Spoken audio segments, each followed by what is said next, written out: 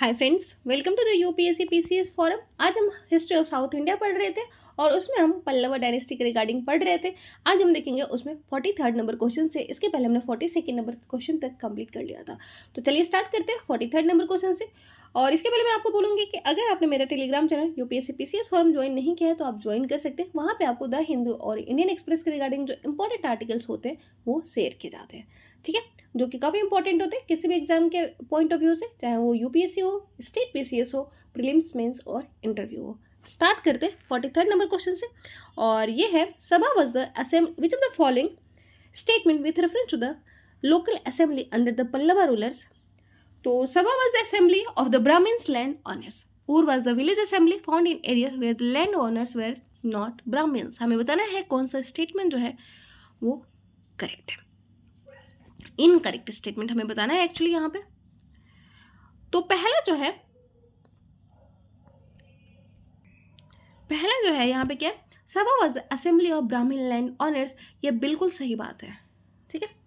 और was the village assembly found in areas where land owners were not Brahmins. ये भी सही बात है। और इसके पहले हमने देखा था नगरम के बारे में, और नगरम जो था वो किससे रिलेटेड था, मर्चेंट और ट्रेडर से रिलेटेड था। तो ऑप्शन हमारा यहाँ पे होना चाहिए ऑप्शन नंबर डी। यहाँ पे गलत आंसर दे दिया है क्योंकि यहाँ पे पूछा जा रहा है इनकरेक्ट स्टेटमेंट कौन सा है। तो इनकरेक्ट स्टेटमेंट इनमें से कोई भी नहीं है, दोनों ही ऑप्शन करेक्ट है। तो पल्लवा इंस्क्रिप्शन से हमें नंबर ऑफ लोकल असेंबलीज के बारे में पता चलता है, जैसे कि सभा और नगरम। सभा जो होता है वो असेंबली होता है ब्राह्मण्स लैंड ऑनर्स का, और ये फंक्शन जो होती है सब कमिटीज के द्वारा होती है, जो कि लुक आफ्टर करते हैं किसको, irrigation, agriculture operation, roads, local temples etc। जबकि और जो था वो विलेज असेंबली हुआ करता था, जहाँ पे जो लैंड ऑनर्स थे वो ब्राह्मण्स नहीं थे। और नगरम जो था, जहाँ पे असेंबली जो थी वो कंट्रोल होती थी किससे, रिच मर्चेंट्स और लैंड ऑनर्स के द्वारा, ठीक है। 44th नंबर क्वेश्चन देख लेते हैं। With reference to the Kalabhra revolt in 6th century AD which of the following statement are incorrect. तो कौन सा स्टेटमेंट जो है वो कालाब्रज के रिगार्डिंग, कालाब्रज रिवोल्ट जो था साउथ 6th सेंचुरी में जो हुआ था उसके रिगार्डिंग कौन सा स्टेटमेंट जो है वो इनकरेक्ट है। तो पहला है, they put an end to the brahmadeya rights granted to the Brahman in many village of southern India. It affected the Pallavas and their contemporaries and led to the era of anarchy in their territories. It was put down under the leadership of Pallava ruler Mahendra Varman and Chalukya ruler Pulakeshin second. हमें बताना है यहाँ पे कौन सा statement जो है वो इनकरेक्ट है। तो ऑप्शन जो हमारा है फर्स्ट और सेकंड जो है वो बिल्कुल सही है कि क्या करता है, ब्रह्मदेया जो कि ब्राह्मणों को लैंड ग्रांट्स दिया जाता था और टैक्स फ्री जो लैंड ग्रांट्स दिया जाता था और उनको ये अलाउ किया जाता था कि वो पीजन से टैक्स लिया जाता वो अब खत्म हो जाता है, ठीक है, ये उसको एंड कर देते थे। और ये अफेक्ट करता है पल्लवज और उनके कंटेम्प्रेरीज को, और एरा जो स्टार्ट हो जाता है वो एनार्की का एरा स्टार्ट हो जाता है। तो ये भी बिल्कुल सही है। बाकी जो थर्ड ऑप्शन है वो इनकरेक्ट है, क्योंकि ये रिवोल्ट जो होता है as a Kalabhras revolt could be put down with coordination of Pandyas, Pallavas और चालुक्यास ऑफ बदामी, ठीक है। तो किसके किसके द्वारा होता है, पांड्यस, पल्लवस और चालुक्यास ऑफ बदामी के द्वारा होता है। ऑप्शन नंबर जो थर्ड हो जाता है हमारा इनकरेक्ट हो जाता है। 45th नंबर क्वेश्चन देखते हैं। Consider the following statement with reference to the state of religion under Pallavas. पहला है, the rulers of kingdom lavishly patronized the Brahmanas and performed many Vedic sacrifices. Second है, the Tamil saints Alvar popularized the worship of Shiva. Nayanar saint promoted the worship of Vishnu. Under the influence of Brahmana, Sanskrit became the court language under the rulers of Pallava kingdom. हमें बताना है कि यहाँ पे कौन सा statement जो है वो इनकरेक्ट है। तो पहला जो है कि the rulers of kingdoms lavishly patronise करते हैं किसको, ब्राह्मणस को, और परफॉर्म करते हैं वैदिक सेक्रीफाइसेस को। तो ये बिल्कुल सही बात है। दूसरा जो है कि जो तमिल सल्स अलवार जो है वो पॉपुलराइज करते हैं वर्शिप ऑफ शिवा। नहीं, मैंने बताया था ना कि पिछले क्लास में कि अलवार जो थे वो किसको पूजते थे, पैट्रोनाइज करते थे, विष्णु को। और जो नयनार थे, नयनार सेंट जो थे वो शिवा को पूछते थे, शिवा को पैट्रोनाइज किया करते थे। सॉरी मेरा राइटिंग्स के लिए। अंडर द इन्फ्लुएंस ऑफ ब्राह्मण Sanskrit became the court language under the influence of Pallava kingdom. तो ये बिल्कुल सही बात है। 1 और 3 जो है वो करेक्ट है, सेकंड स्टेटमेंट जो हमारा इनकरेक्ट हो जाता है और इसके साथ ही हमारा आंसर जो हो जाता है वो सी हो जाता है। नयनार जो है वो प्रीच करते कल्ट ऑफ भक्ति, बट अलवार जो है वैष्णविज्म को प्रमोट करते पल्लवा रूलर के टाइम पे। और जैसे ही पल्लवा रूलर एस्टेब्लिश हो जाता है तो ब्राह्मणिज्म जो होता है वो रिवाइव्ड हो जाता है, क्योंकि जो पल्लवास होते हैं वो पैटर्नाइज करते हैं ब्राह्मणिज्म को और परफॉर्म करते हैं बहुत सारे वैदिक सेक्रीफाइसेस को। बहुत सारे टेम्पल्स बिल्ट होने स्टार्ट हो जाते हैं, 100 टेम्पल बनना start, 100 temple rock cut temple mainly Pallavas के टाइम पे बनते हैं। और लैंड ग्रांट जो होते थे ब्राह्मणों को दिया जाता था, ठीक है। और संस्कृत उनका कोर्ट लैंग्वेज बन जाता है। दंडीन रोट अवनी सुंदरी कथा। दंडीन जो है वो क्या लिखते हैं, अवनी सुंदरी कथा। फेमस पल्लवा किंग महेंद्र वर्मन क्या लिखते हैं, मत्त विलास प्रहसन। तो ध्यान रखेंगे कि जो फेमस पल्लवा किंग है ये महेंद्र वर्मन, वो लिखते हैं मत्त विलास प्रहसन संस्कृत में। 46 नंबर क्वेश्चन देख लेते हैं। Which among the following was built under the auspices of Pallava ruler. हमें बताना है यहाँ पे कौन सा स्टेटमेंट जो है वो करेक्ट है पल्लवा रीगन और कौन सा बिल्ट हुआ था पल्लवा के टाइम पे। Shore temple at Mahabalipuram, Virupaksha temple at Hampi, Kailash temple at Kanchipuram. हमें बताना है यहाँ पे कौन सा जो स्टेटमेंट है वो करेक्ट है। तो विरूपाक्ष जो टेम्पल था वो विजयनगर जो रूलर थे उनके द्वारा बनाया गया था, ठीक है। तो सेकंड जो हो जाता है वो इनकरेक्ट है। कैलाशनाथ टेम्पल जो है कांचीपुरम का बिल्कुल पल्लवास के द्वारा बनाया गया था। और सोर टेम्पल महाबलीपुरम जो कि यूनेस्को साइट का पार्ट भी है तो ये भी उनके द्वारा बनाया गया था। 1 और 3 जो हो जाता है वो करेक्ट हो जाता है। सेकंड जो है विरूपाक्ष टेम्पल हम्पी का वो विजयनगर अंपायर के द्वारा बनाया जाता है। ऑप्शन नंबर सेकंड जो हो जाता है हमारा, मतलब ये स्टेटमेंट सेकंड जो हो जाता है वो इनकरेक्ट हो जाता है। देख लेते हैं एक बार एक्सप्लेनेशन भी। तो महाबलीपुरम को ममल्लापुरम भी कहते हैं और 100 टेम्पल वहीं पे एग्जिस्ट करता है। कैलाशनाथ टेम्पल जो है कांचीपुरम का वो बिल्ड हुआ था पल्लवा। एक टेम्पल है कैलाश टेम्पल जो कि एलोरा में है, एलोरा केव जो कि कहाँ पे है, महाराष्ट्र में। वो ध्यान में रखेंगे इनके टाइम पे बिल्ड नहीं हुआ था, ठीक है। वो मिली वकटका के टाइम पे बिल्ड हुआ था। This temples were constructed in 8th century AD. तो ये नरसिंहवर्मन सेकंड को राज सिम्हा भी कहा जाता है, ये आप ध्यान रखेंगे। अभी हमने जैसे कहा कि मत्त विलास प्रहसन जो है वो लिखा गया था महेंद्र वर्मन के द्वारा। तो ये छोटी छोटी चीजें आपको ध्यान में रखते हैं क्योंकि प्रीलिम्स में ऐसे ही क्वेश्चन पूछे जाते हैं। और ये जो टेम्पल्स है ममल्लापुरम कैलाशनाथ टेम्पल ये काफ़ी ओल्डेस्ट टेम्पल है क्योंकि साउथ इंडिया में रॉक कट टेम्पल आर्किटेक्चर जो है यहीं से स्टार्ट होता है। Temple were constructed in 8th century AD. Virupaksha temple जो हम्पी में है वो लंका दंडेशा के द्वारा बनाया गया था और वो चीफ थे किसके द्वारा, Devaraya second of Vijayanagara empire के द्वारा। अब हम देखेंगे कदम्बा डायनेस्टी के regarding. The capital of Kadamba king was. तो कैपिटल जो थे कदम्बा किंग की वो कहाँ पे थी, तो वो थी बनवासी में। अभी हमने जस्ट देखा था कि जो पिछली क्लास में कि कदम्बा जो डायनेस्टी थी उनके जो फाउंडर थे वो कौन थे, मयूर शर्मन थे। मयूर शर्मन कौन थे, कदम्बा डायनेस्टी के फाउंडर। और इनकी जो कैपिटल थी वो कहाँ पे थी, बनवासी में।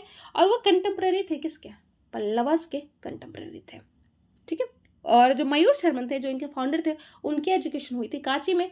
ये सब हमने पिछले क्लास में भी देखा था। और वो सक्सेसफुल थे defeating the Pallava Kings with the help of forest tribe और स्टेब्लिश करते 345 एडी में। 48 नंबर क्वेश्चन देख लेते हैं। Consider the following statement with reference to the ancient kingdom of Kadamba. Ancient kingdom of Kadamba के रिगार्डिंग हमें बताना है कौन सा स्टेटमेंट इनकरेक्ट है। इनकरेक्ट स्टेटमेंट हमें बताना है। पहले है they after defeating the rulers of Pallava dynasty establish an independent kingdom with the capital at Vijayanti और बनवासी।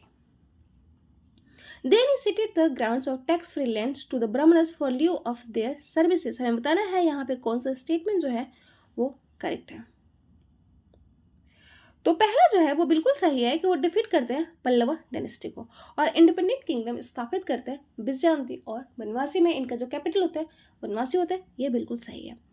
और टैक्स फ्री लैंड ग्रांट्स को तो हमने पहले देखा था कि सतवनस के पीरियड में स्टार्ट हुआ था, पल्लवा के द्वारा भी ये कंटिन्यू किया गया था और बाद में इनके द्वारा भी अपनाया गया था, ठीक है। तो ये तो बिल्कुल इनकरेक्ट है, इनके द्वारा स्टार्ट नहीं किया गया था। अब हम देखेंगे गंगा डायनेस्टी के रिगार्डिंग क्वेश्चंस को।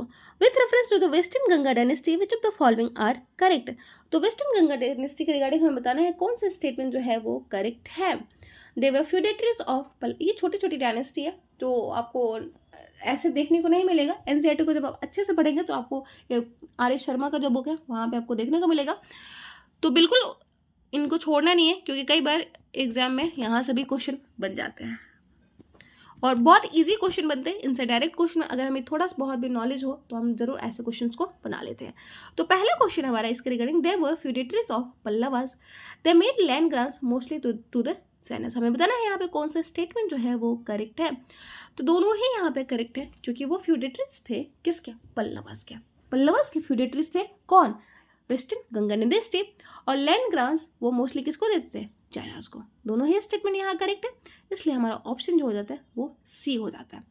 Western Ganga dynasty important ruling dynasty थी एंशिएंट कर्नाटका का, जो रूल करती है 350 से 1000 AD तक। उनको कहा जाता था वेस्टर्न गंगा, क्योंकि डिस्टिंग्विश किया जाता था ईस्टर्न गंगा जो कि रूल करते थे कहाँ पे, कलिंग रीजन, जो कि कहाँ, ओडिशा में पड़ता है। और कलिंगा के बारे में, कलिंगा जो वॉर था ये हमें पता ही है कि उसके बाद जो अशोका है वो क्या करता है, धम्मा की नीति को अपना लेता है। फिजिकल कन्क्वेस्ट की जगह कल्चरल कन्क्वेस्ट को अपना लेते हैं। और वेस्टर्न गंगा जो डायनेस्टी होती है वो सबऑर्डिनेट होते हैं किसके, पल्लवास के। फ्यूडेटरीज होते हैं वो पल्लवा के। Two contrary evidence are present in the early inscription of Madhavavarman. Western Ganga patronise करते हैं ऑल रिलीजन को, और वो जैना का वो फॉलोअर होता है। चालुक्य डायनेस्टी के बारे में हम देखेंगे, उसके रिगार्डिंग कौन सा स्टेटमेंट जो है वो सही है। Which among the following ancient city serve as the capital of Chalukya kingdom. तो चालुक्य किंगडम के रिगार्डिंग कौन सा स्टेटमेंट जो है वो सही, मतलब उनकी कौन सी जो सिटीज थी वो उनकी कैपिटल हुआ करती थी, तो वो थी वतापी।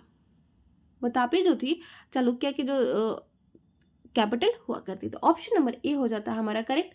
चालुक्य जो है वो अपना किंगडम स्थापित करते towards the beginning of 6th century AD western Deccan में, और कैपिटल जो होती है वतापी, जो मॉडर्न बदामी वाला रीजन है, डिस्ट्रिक्ट बीजापुर कर्नाटका में, ठीक है। और वो ब्रांच में बढ़ जाते हैं, बहुत सारे छोटे छोटे ब्रांच में बढ़ जाते हैं, और जो मेन ब्रांच होती है वो रूल करती है कहाँ पे, वतापी में ही रूल करती है। 50 का ऑप्शन नंबर ए हो जाएगा करेक्ट। 51st नंबर क्वेश्चन देख लेते हैं। In the territories administered by the Chalukya the rural affair were managed by village elders called.